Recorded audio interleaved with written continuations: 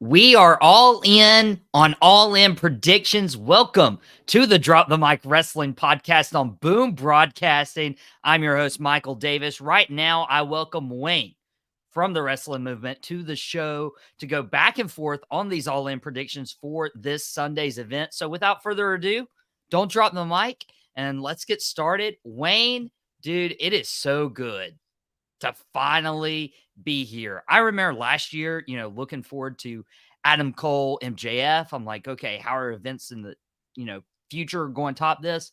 Dude, we got a stacked card. I'm pumped. I am absolutely pumped. You guys may recognize Wayne from the Wrestling Movement Facebook page. He's doing a phenomenal job. Him and PJ have it down pat. I'm really glad about that. Appreciate it. But yeah, I mean, let's just dive into this card. And I can't invite Wayne onto any of these shows without just thinking, hey guys. Hey guys. Chris Jericho defends for the World Championship against Hook this Sunday at All In. And if Hook loses, then he can no longer challenge for the World Championship as long as Chris Jericho is champion. This title has been synonymous with Hook, with Hook's father, Taz, who is doing commentary right now. And Sean ripped Hook a new one earlier this week on his podcast saying, Hook can't cut a promo.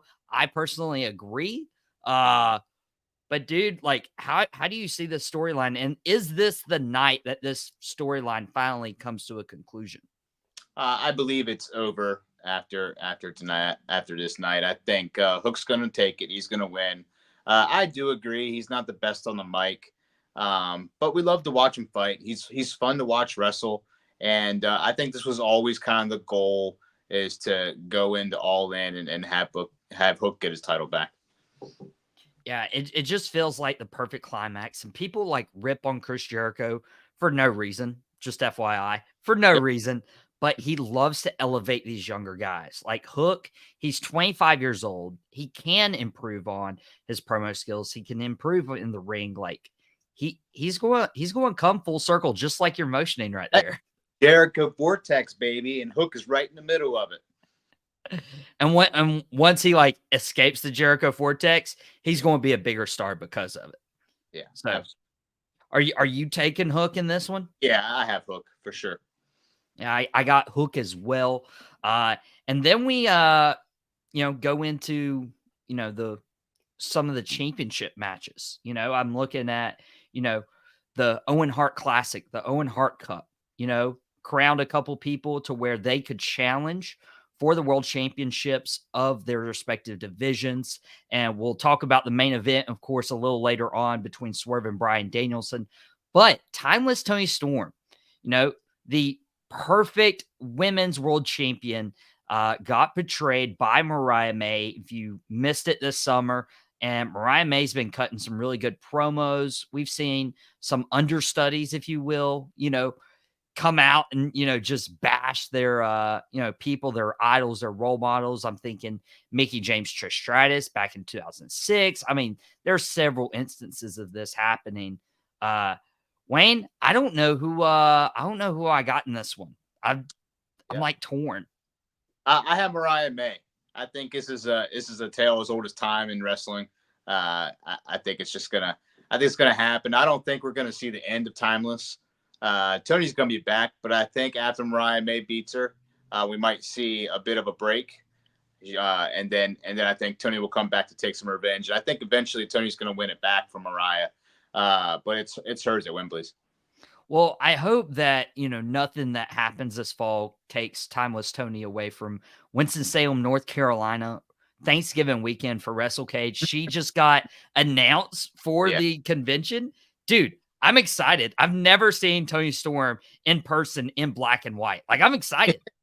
Well, I actually showed my wife that yesterday because we talked about WrestleCade when we met and about possibly going to one day. And unfortunately, we can't this year. But as soon as I saw that, I was like, oh, come on, please. But one year, we will eventually. You sure you can't pull some strings and get down here? Can't, not this year. We have too much stuff going on. I mean, you guys have been enjoying this past year, going to a lot of wrestling shows. And this was your first year like actually attending wrestling shows. Absolutely, first year. And that Sting, Yeah. AEW Revolution, where it all started and where it all ended. Favorite show. I don't think I'll ever beat that. I mean, it's tough for sure. I You see how I've been stalling about making a prediction on this match? I'm so torn because I'm like, where do you go from here? Like, does Timeless Tony drop off if she loses the title? Is Mariah May ready to be the girl, like to be the women's world champion? I'm gonna go Toni Storm, but I don't think this feud is over by a long shot. I would not be angry whatsoever if Toni Storm won this match. I actually want Toni Storm to win this match. I just think it's going to be Mariah. And, my wife's a wrestling fan as well. And we conversate all the time. She's the opposite. She wants Mariah to win, but she thinks Tony's going to win. So we're conflicted in the house on that. But either way, it's going to be a hell of a match. It's going to be Yeah, just don't let yourself get in the doghouse, depending on who wins. But another one of the women's matches for the TBS championship is Mercedes Moné. And I'm still trying to figure out how to pronounce her last name. I've heard it pronounced like 3 different ways on TV, but she's wrestling a dream match. When Mercedes signed with AEW, the one name I threw out was Dr. Britt Baker. But where is Britt Baker? And we waited and we waited and we waited. And now that Dr. Britt Baker is finally back, Mercedes is her first target, and we're getting this match at All In Wembley. Wayne, this is a dream right here, come true. I'm pretty excited for it. I think Mercedes is going to retain.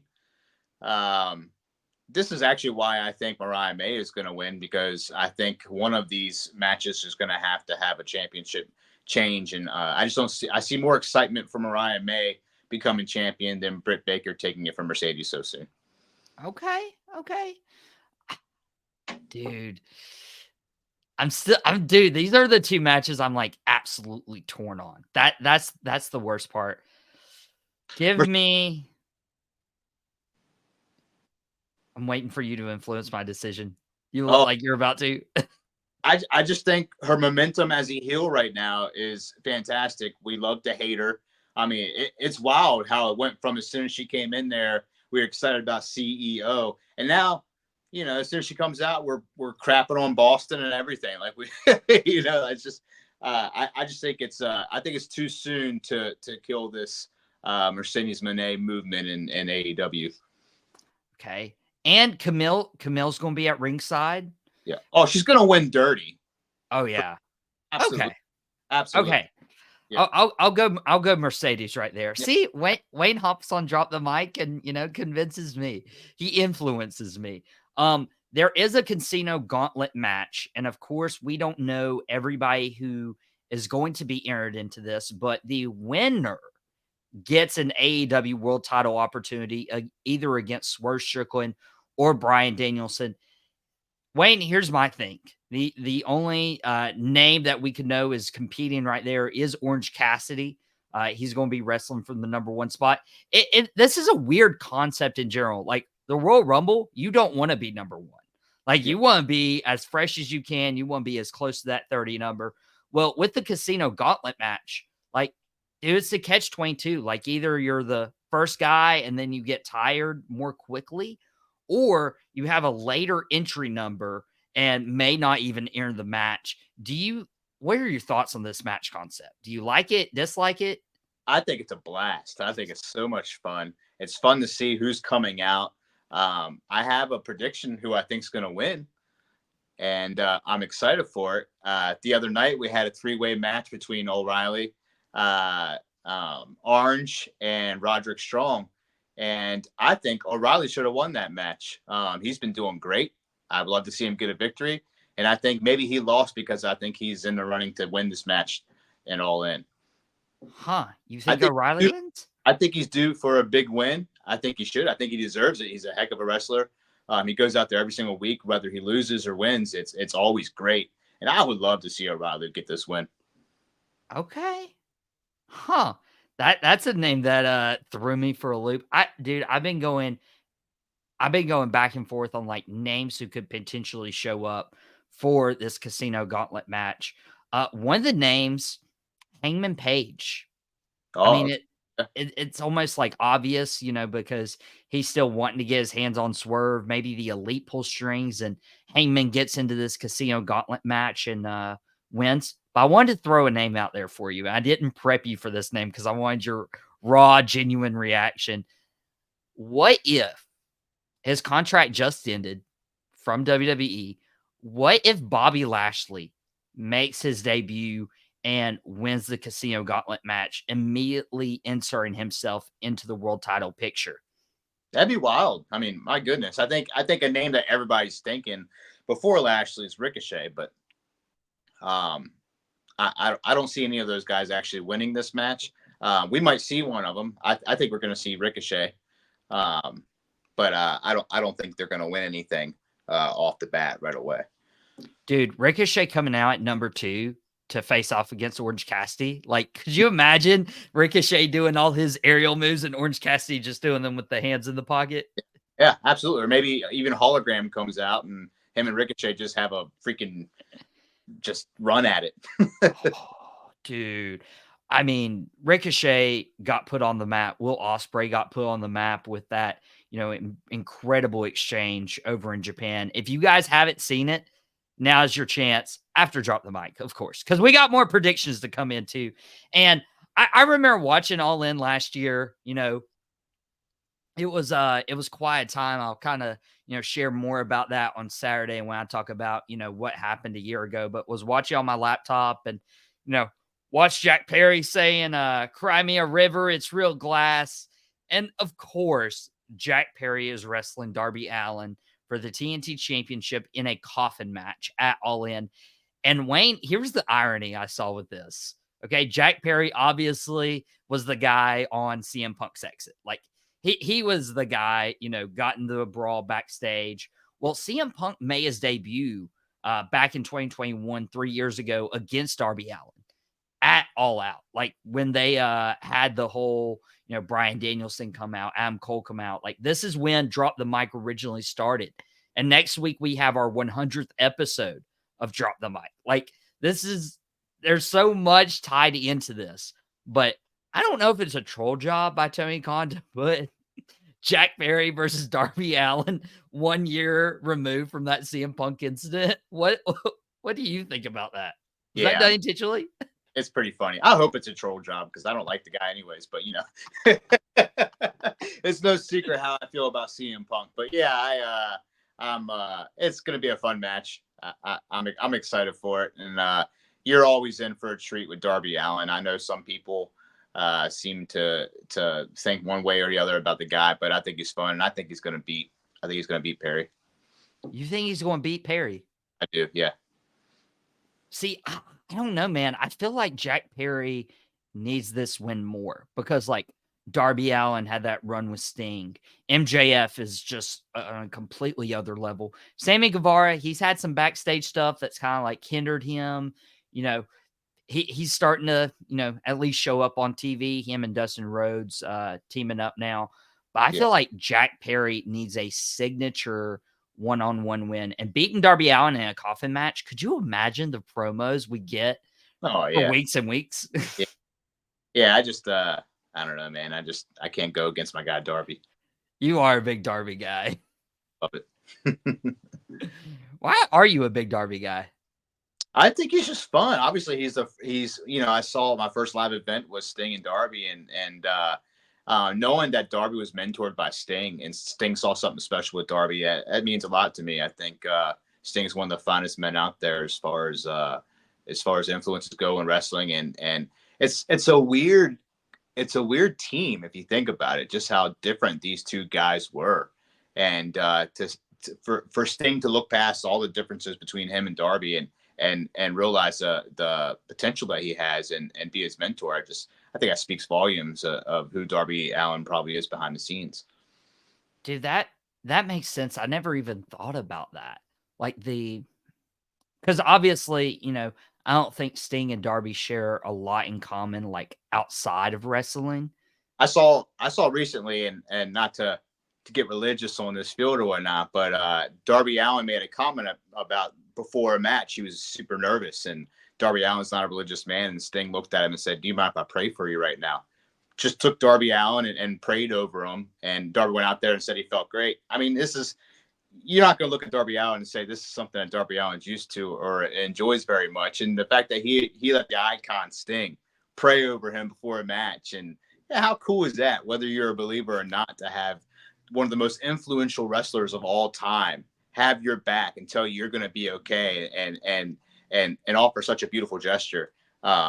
And to hear Darby Allin acknowledge that and tell that story, and what a cool moment in his career. I thought that was neat, and just seeing that camaraderie between Sting and Darby. I'm a Darby fan, man. Dude, that's so awesome, especially, like, in that business, like, you Yeah, think of legends and you're like, "This person doesn't care for me," but Sting to go out of his way and show, "Hey, I don't care, so much about what we do out there. I care about you, the individual, the person." That does speak volumes. But sorry, Darby's losing this match to Jack Perry. That's I feel bad about picking against Darby now, but yeah, he's losing this match. Jack Perry needs it more, and it's okay because we're going to get some awesome promos afterwards. Speaking of the Elite, the Young Bucks get to defend their tag team championships against the Acclaimed and FTR. Now, this isn't the ladder match. The trios match will be the ladder match. I kind of wish we would have gotten a ladder match with these three tag teams. Like that would have been iconic in my personal opinion. yeah, I agree. I very much think it would be a lot. Another example of, and I don't normally say this because I'm a sicko and I love all the great matches on, that we get for free and everything. But it would have been, I think, a little more impactful if the bigger match was a ladder match. Oh yeah, 100%. I'm obviously a big FTR guy. I again, I'm torn. I would love for FTR to win. Like that's going to be my pick just based on my heart, Yeah, but I don't know the direction they're going to take this. Do the Young Bucks keep holding all the gold? Like if Mercedes wins, if Jack Perry wins, the Young Bucks could win. Hangman Page potentially challenging for the world title if he were to win that Casino Gauntlet. Like part of me starting to think like Young Bucks find a way to keep this titles. I think so. I think they retain. And now that I say the Young Bucks retain, I'm thinking, yeah, you're right. Perry can't lose. I reversed my decision. I'm just gonna win that fight. You reverse the decision? Is the referee's decision not final? Reverse it. Yep. Yep. Christian Cage, this whole thing right here. Wayne went from Chris Jericho at the beginning to Christian Cage at the very end. Well, for the vet. Well, Christian Cage is defending the Trios Championships in that ladder match against the Bang Bang Gang, against the House of Black. Oh my goodness, that's going to be awesome. And then there's apparently a mystery team that we don't know the identity of. That's going to make this ladder match what 3, 6, 9, 12 different people all combined in this ladder match. That I feel like that's too much, but I feel like with Christian Cage and his leadership, with his experience, with the mind of Malachi Black, I feel like they could end up putting together a really fun match. Yeah, I agree. I think it's going to be a blast to watch. Part of me thinks Christian Cage retains. But I would love to see the House of Black win. My heart would love to see the House of Black win. I think they're a heck of a team. They're so fun to watch. Malachi Black, I want to see more singles fights from. So I don't know if him winning a championship will, add to that element of it. But I love the House of Black. They're so fun. That's what I was going to say is like I would love the House of Black to win. But again, we wouldn't get any of the singles matches from Malachi Black. Almost leaning towards the Bang Bang Gang getting their titles back. I mean, obviously they were screwed because of Jay White's injury. It's like, come on, like whatever happened to the Freebird rule? I mean, like That's always been wrestling. Yeah. I will say this though. One thing I do expect, I've noticed this, right? You mentioned Christian Cage winning. It's all about Christian Cage. The patriarchy is all about Christian Cage. Even about Nick Wayne. It's even about Mama Wayne. But Killswitch does not hold the trios title because Christian Cage won't let him. Like, it feels like we have been building up to a moment where Killswitch finally flips the switch and he Yeah. turns on Christian Cage. Do you think that happens at this big stage at All In? If they lose, yes, he turns on Christian Cage because I can see right now Christian Cage getting in his face, pointing his finger. You did this, you lost, and then he turns. But if they win, I think they stay around for a bit. Ooh. I may even go on to say Killswitch might, cost them the titles. Wow. Yeah, that'd be wild. Killswitch joined the Bang Bang Gang. I don't know how that would work. Would he put the cardboard on his shoulders like he did Jack Perry all the time ago and just carry it around? If anything, I'd love to see Killswitch with the House of Black. Oh, dude. Everything, all that cool stuff going on. The dark, that'd be a blast. That'd be fun. I never even thought about it. Okay, let's just do Killswitch, join the House of Black. What is the final trio you think will be in this match? I don't know. I really don't know. I was kind of hoping for Top Flight just because they're tons of fun and them in a ladder match is always great. But I think we recently saw them in a ladder match anyway, so I don't know if they're gonna throw that back in there. I'm not quite sure. Yeah, that would be pretty cool, especially giving them that opportunity. But yeah, we'll see who that fourth and final team is. And now we usually have much more matches to talk about on the AEW cards, and of course we're on Wednesday afternoon. Dynamite's tonight. You know, there's probably going to be like 6 more matches added on, and we're just going to be like, oh man, we should have done Thursday episode or whatever. But one of the bigger 2 matches of the night is MJF, Will Ospreay for the international / American championship. That was once named the All Atlantic Championship. It's went through an identity crisis, that championship has. But we saw MJF Will Ospreay for the first time on free TV. It lasted 59 minutes, 58 seconds. MJF won. Piece of cake, didn't break a sweat.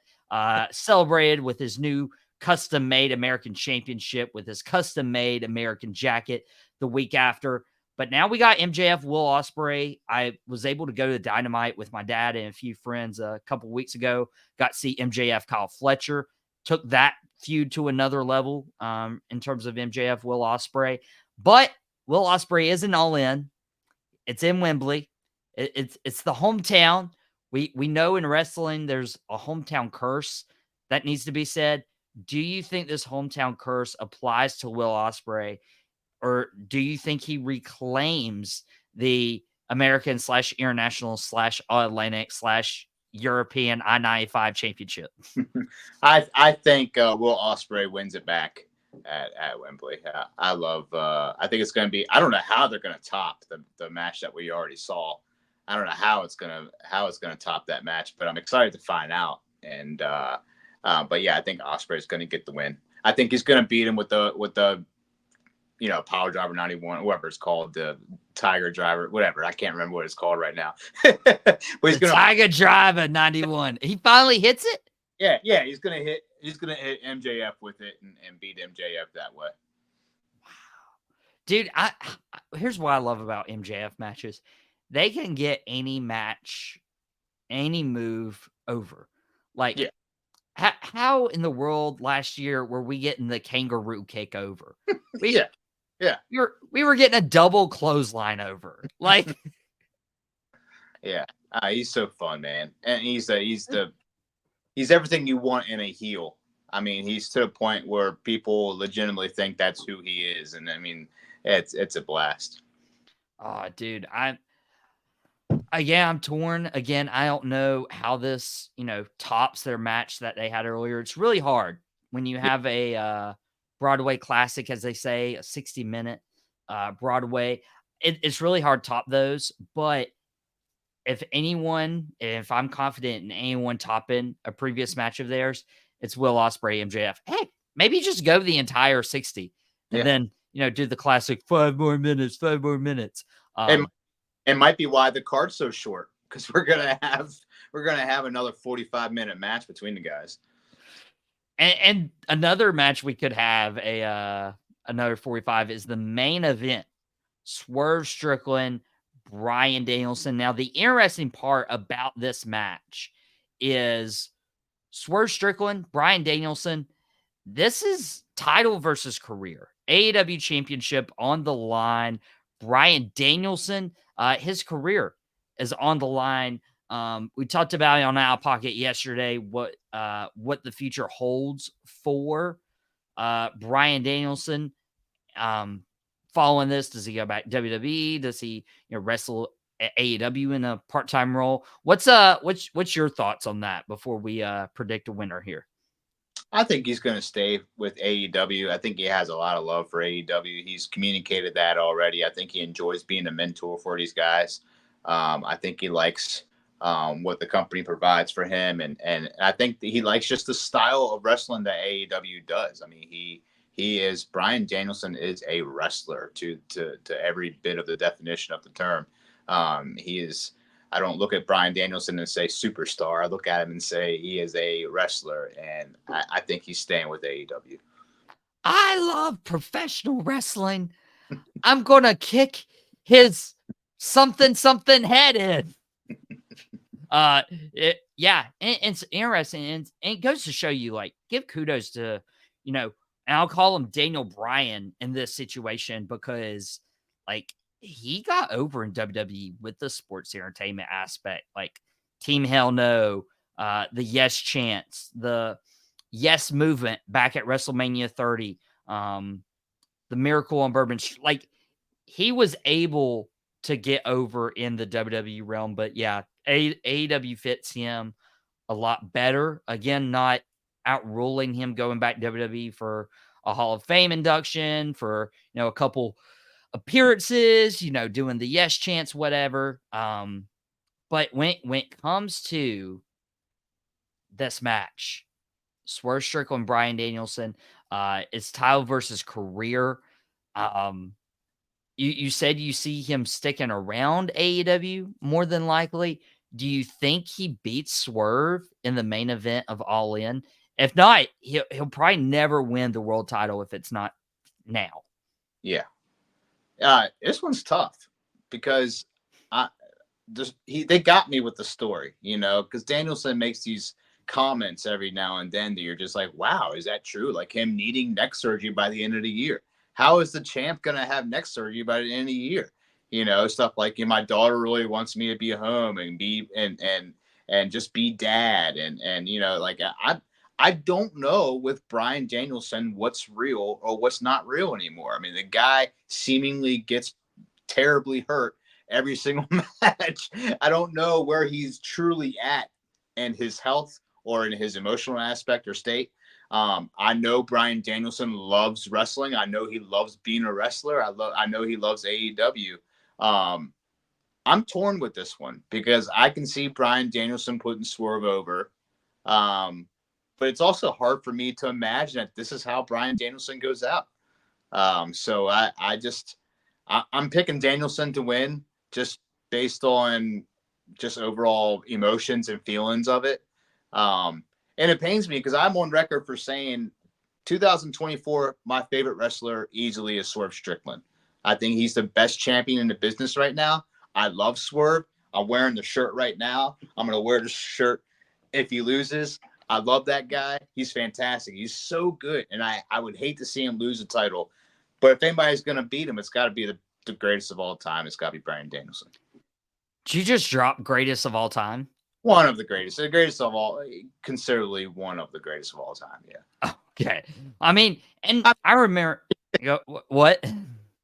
I think it's fair to say a lot of people have him as one of the top wrestlers of all time. Yeah.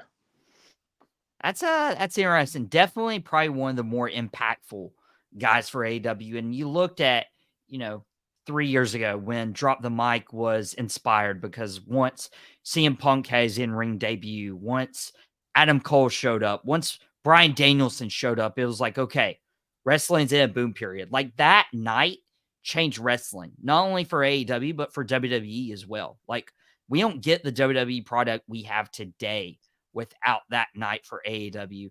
And if you look back, I'm like, hey, CM Punk, he probably won't be around long, but he'll definitely bring guys to the product. Adam Cole is probably your future, but he hasn't remained healthy. Bryan Danielson, probably going against all odds, probably was looked at as one of the more fragile signings of that night, has stood the test of time. And 3 years later, he's wrestling in the main event for the AEW championship. So like kudos to Bryan.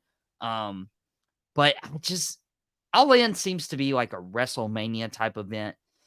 And that's why it just makes me think that Swerve wins, Swerve leaves, and gives Bryan Danielson the ring to fully show the appreciation of a stadium full of fans. And I hope we do see Bryan Danielson kind of in a capacity where not even wrestling, but maybe he's like a general manager. Maybe he is a manager. Maybe he's helping the guys like Will or Yuta. Maybe he is helping some of the younger guys like Daniel Garcia, elevate their game. But that's where I'm leaning for AEW. I see Swerve, showing at it's whose house? Swerve's house. Swerve's house. Now I would do my Prince Nana impersonation, but I can't do it as well as Wayne. Like Wayne's the perfect like impersonator. He's got the hey guys, he's got the dance moves. Wayne, you got it all. I'm jealous. It's a gift. My hair. It's a gift. Well, I'm gonna pop off this graphic right now so it doesn't look like Bryan Danielson has taken over your t-shirt right there. Swerve wouldn't like that too much. But guys, I appreciate y'all. This was a shorter episode, obviously, because we blew by those all-in predictions. We had fun. AEW Dynamite immediately following the show, mouthing off with Mike, will host the nightcap later this evening. We got the Lombardi Party debuting on Boom Broadcasting at 6 p.m. tonight. Usually you're watching Out Pocket at that time, but Carson's got the Wednesday slot. He claimed it. He called it. It's going to be awesome. Even if it is a Packers podcast. I mean, but it's okay. Not everybody can do a Cowboys podcast like me and my dad do for Boom Broadcasting and Fans First Sports Network. But guys, thank you to everyone who tuned in today for Drop the Mic and everyone who supported what Boom's been doing. You can subscribe to our YouTube channel for more Drop the Mic episodes, including our 100th episode next week, the day before my birthday. And that's an episode you can't miss because it's sandwiched between All In and Bash in Berlin. And who knows, maybe we'll get some more dance moves from Wayne Thomas right there. But most of all, thank you, Wayne. And thank you guys for spending your Wednesday with us on Drop the Mic. We have to get out of here, but whatever you do, don't drop the mic. And we will see you guys here next week for episode 100. Can't wait to see you.